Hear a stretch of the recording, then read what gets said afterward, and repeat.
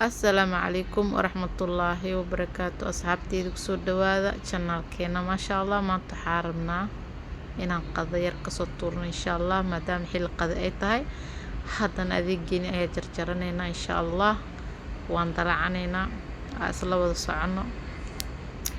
saliidii dhinaceeda imaanay basashii saliidii waa kana insha allah wax dhan bogsiis ay ka dhigeen aysa ahayn waqti ay noogu dheeraanaa insha allah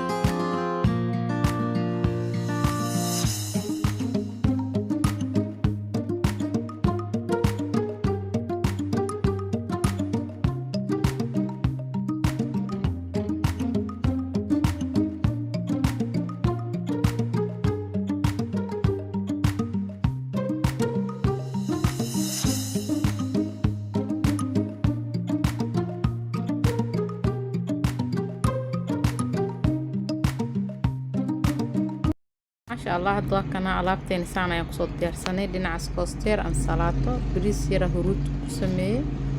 iyo